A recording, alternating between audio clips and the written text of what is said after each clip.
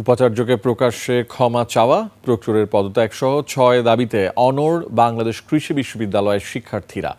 বিকেলে প্রায় ৩ ঘন্টা রেললাইন অবরোধ করেন তারা। জানিয়েছেন দাবি মানা না হলে কঠিন কর্মসূচি ঘোষণা করা হবে। ময়মনসিংহ বিভাগীয় প্রতিনিধি আতাউর রহমান জুয়েলের তথ্যচিত্রে ডেস্ক রিপোর্ট। আমরা কঠোর থেকে কঠোরতর সিদ্ধান্তে ইনশাআল্লাহ যাব। সন্ধ্যার পর এভাবেই আরো কঠোর আন্দোলনের ঘোষণা দেন বাংলাদেশ কৃষি বিশ্ববিদ্যালয়ের আন্দোলনকারী শিক্ষার্থীরা। সোমবার বিকেল 4:45টার দিকে শিক্ষার্থীরা বিশ্ববিদ্যালয়ের জব্বারের মোড় এলাকায় রেলপথ অবরোধ করেন। এর আগে উপাচার্যকে প্রকাশ্যে ক্ষমা চাওয়া, প্রক্টরের পদত্যাগ সহ ৬ দফা দাবি মেনে নিতে দুপুর 2টা পর্যন্ত আলটিমেটাম দেয় তারা। দেশীয় অস্ত্র দ্বারা শিক্ষার্থীদের উপর হামলা এবং নারী শিক্ষার্থীদের হেনস্থার ঘটনার জন্য উপাচার্যকে প্রকাশ্যে ক্ষমা চাইতে হবে।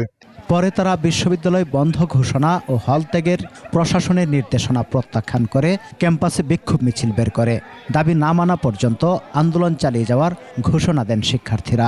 প্রশাসন থাকা অবস্থায় তারা কিভাবে এতটুকু সাহস পায় যে শিক্ষার্থীদের উপর হামলা করে? সবার ভালোর উদ্দেশ্য হচ্ছে আমাদের এই দাবিগুলো করতে হবে।